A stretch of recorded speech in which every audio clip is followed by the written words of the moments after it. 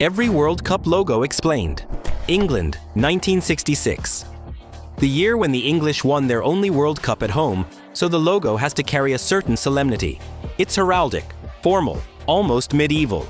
An English flag with the World Cup trophy and a ball behind it. Maybe it's nothing new, but at least they used the colors well to contrast the design. I give it a 7 out of 10. 1966 Willy in England. The first official World Cup mascot was Willy in England, 1966. An anthropomorphic lion with a shirt that had the United Kingdom flag and the words World Cup written on the chest. Simple, straightforward, but revolutionary for its time. Willy was so successful that he practically forced all the host countries that came after to create their own mascot. Without Willy, that tradition probably would never have existed. A round of applause for Willy, gentlemen. Mexico, 1970. Mexico 70 is probably the first World Cup logo that you can put on a shirt today and still look good. Bold typography and a clear identity, without unnecessary embellishments. It's the first logo that understands that less is more. Does it have any flaws? Yes. It's so simple that in context, it almost looked careless. FIFA wasn't ready for that level of graphic confidence, but history proved it right. I give it a 7 out of 10. 1970 Juanito. Mexico hosted its first World Cup in 1970 and created Juanito, an 11-year-old boy with the traditional Mexican hat, the national team's green jersey, and a ball under his arm. It was the first World Cup broadcast in color worldwide. And Juanito was designed precisely with that massive television audience in mind. Simple, endearing, and perfectly representative of the country. Germany, 1974. The logo consists of 4 letters and 2 colors. 0 distractions. Germany's logo works at any size, but the flaw is that it's so cold it looks like the logo of an exhibition. There's no life, no sport, because let's be honest, if I didn't tell you that's the World Cup logo, you wouldn't get it. I give it a 3 out of 10. 1974 Tippy Tap. Germany broke the mold and introduced 2 mascots instead of 1. Tippy Tap, 2 brothers who are young soccer players. One is tall and blonde. The other is shorter and has darker hair, both wearing the German national team uniform. The idea was to represent the unity between the 2 Germanys, which at that time were divided into 2 different countries. A political message disguised as a mascot. It's not the most visually exciting, but it has its own lore behind it. Argentina, 1978. This logo follows the same pattern as the previous 2. A minimalist logo, easy to understand without much visual noise. It seems that FIFA required it that way, although something nobody mentions is that the World Cup was organized under a military dictatorship, and the logo is deliberately festive to cover up exactly that. Design as a tool for image laundering. I give it a 6 out of 10. 1978 Gauchito. Argentina introduced Gauchito, a young soccer player dressed in the traditional outfit of the Argentine gaucho, hat, neckerchief, belt, and the sky blue and white jersey. Gauchito also carried a lasso in his hand, staying true to the gaucho stereotype, a mascot that wasn't an animal or an object, but rather a direct cultural representation of the country. Very Argentine, but in a good way. Spain, 1982. This logo is simple as usual, but it best represents the identity. Since the World Cup is in Spain, they added a Spanish flag to the ball with a speed effect. It's simple but fitting. I rate it 8 out of 10. 1982. 1982 Naranjito. Here comes one of the most memorable ones. Naranjito.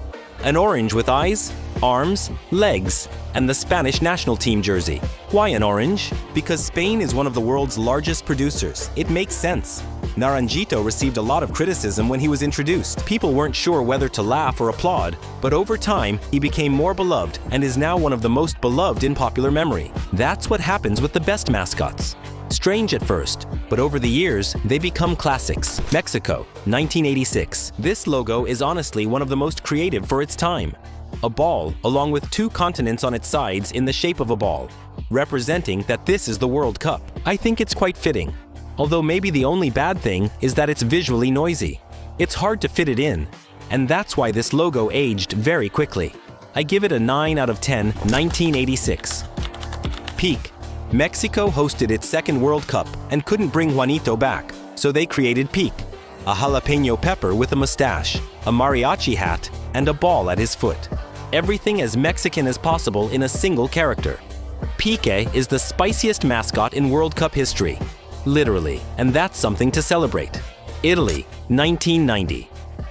A green ball made up of 3D type shapes. It's elegant, but it's too closed off.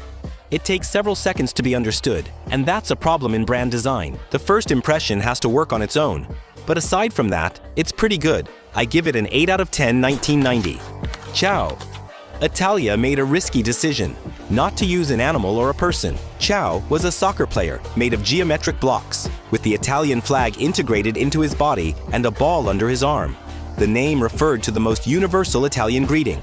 The reception was mixed. Many people thought that a mascot should be a living being, not an animated cube, but in terms of graphic design, Ciao was ahead of its time.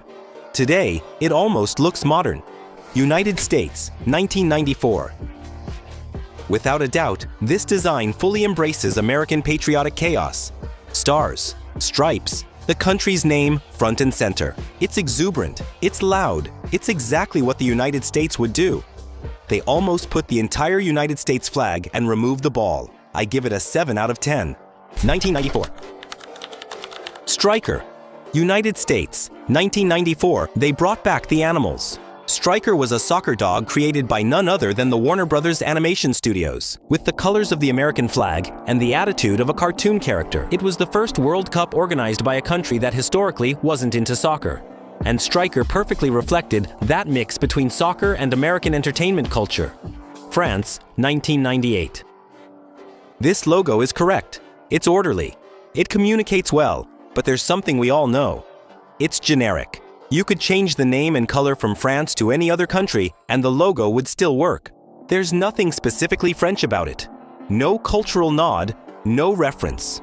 For a country with France's artistic tradition, it's a huge missed opportunity. I give it a 6 out of 10, 1998. Futix. France introduced Futix, a blue rooster with the words France 98 on its chest. The rooster has been one of France's national symbols for centuries, so the choice made perfect sense. Futix came out of a competition among the country's top dynamic design agencies and was a commercial success, one of the most elegant and well executed in history. Korea, Japan, 2002. The first World Cup in Asia. The first one shared between two countries. The logo tries to represent that duality, but the flaw is very clear. When you try to represent two identities at the same time, often you don't represent either one deeply. The 2002 logo has good intentions, but it ends up being a mix that is neither one nor the other. I give it an 8 out of 10, 2002. Atos, Kaz, and Nick. The Korea-Japan 2002 World Cup had the strangest mascots, being the first jointly hosted tournament and the first with 3 mascots. Otto, Kaz, and Nick were 3 energy creatures, neither animals nor humans. Supposedly, they came from space and played a fictional sport similar to soccer. They even starred in their own animated TV series to promote the World Cup tournament. Original, yes. Understandable for the general public? That's more debatable. You know, Asians can be a bit strange sometimes. Germany, 2006. Smiling faces forming a ball. The idea was to show a friendly, open, modern country, and it worked in terms of image. And I don't know why, but when I was a kid, those faces scared me a little. They were disturbing to me. But overall, a good logo. I give it a 5 out of 10 World Cup. 2006 Goleo, 6th. Germany, 2006. They introduced Goleo 6th, a lion with a white shirt and the number 06 on his chest, accompanied by Pila, his talking ball. The reception was disastrous. First, many noted the lion symbolizes England more than Germany. Second, it had some of the worst merchandising sales in tournament history. And third, and this is the most serious part, potentially harmful substances were found in its plush toys. A complete disaster. Goleo 6th went down in history as the worst mascot of all the World Cups, without much competition, especially considering that talking ball was even disturbing. South Africa, 2010. The first African World Cup. The logo is a black character doing a bicycle kick with the colors of the South African flag around him. It's pretty intuitive. If it has a flaw, it's that maybe it tried to fit too much Africa into a single logo. And in some small formats, some of that richness is lost. But overall, it's one of the best. I give it a 9 out of 10. World Cup 2010 Sakumi. In 2010, the tradition was revived with Sakumi, an African leopard with green-dyed hair. His name combined SA, the code for South Africa in several languages, with Kumi, which means 10 in multiple African languages. A well-thought-out, well-executed mascot that perfectly represents the African continent. Sakumi was also the first character to have both two-dimensional and three-dimensional designs, ready for the digital era that was already arriving. Brazil, 2014. Hands forming a cup with the colors of Brazil. Simple, recognizable, Brazilian. In theory, perfect. In practice, it was one of the most hated logos at its launch, because people immediately saw that it looked like a hand slapping a face. If the internet was that absurd back then, I give it a 7 out of 10. World Cup 2014 Fuleco. Brazil chose a three-banded armadillo as its mascot and called it Fuleco.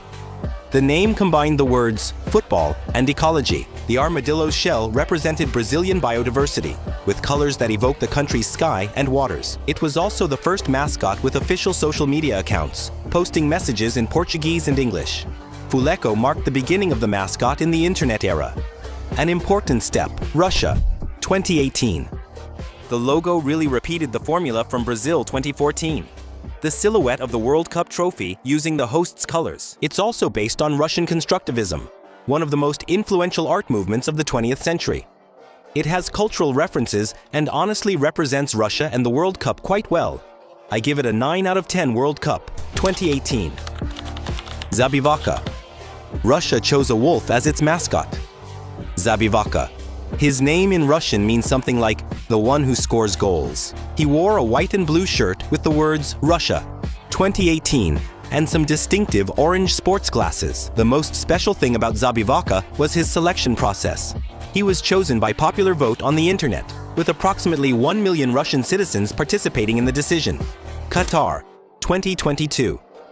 The logo has references to Islamic art, traditional Arab weaving, and the shape of the World Cup, as in previous editions. It is one of the most culturally elaborate logos in the entire history of the tournament. The downside is that in small sizes or black and white, it loses most of its identity. This logo needs space. I give it a 6 out of 10 World Cup, 2022. Lalaib, Qatar brought the most difficult mascot to describe in the history of the tournament. Lalaib, whose name in Arabic means super skilled player. It was an animated turban that supposedly came from the Mascot metaverse, a parallel universe that FIFA described as a place that each person can imagine however they want. Yes, that's what they said. Confusing. Totally. Original. In the end, it also divided opinions like few mascots had done before. But you have to admit, it was different from anything that had existed. World Cup, USA, Canada, Mexico, 2026. And we arrive at the most recent one. 2026, 3 countries, 1 tournament. The design suggests a major event, but doesn't reveal its type or cultural origin. It includes nothing from Mexico, Canada, or the United States. They took FIFA's typography, put a 26 stuck the World Cup on it. And that's it. That's all. As a World Cup symbol, it still has to earn its place. I give it a 5 out of 10, World Cup 2026. Maple, Sayu, and Clutch. And now we've reached the present. The 2026 World Cup is historic for multiple reasons. 48 teams, 3 host countries, and for the first time in history, 3 different mascots. 1 for each host country. Maple represents Canada. He's a traveling moose who loves urban art and music, plays goalkeeper, and visits all provinces to connect with people. Sayu represents Mexico. He's a jaguar from the southern jungles of the country. His name means unity, strength, and joy. He plays as a forward and is the most intimidating of the 3 on the field. Clutch represents the United States. He's a bald eagle, the iconic US national symbol. His English name means someone who appears at key moments. As a midfielder, he's the team's brain. The 3 together form something that no World Cup has ever had before. A team of mascots, each with their own compositions, personalities, and stories. They'll also be the first interactive characters in an official FIFA game.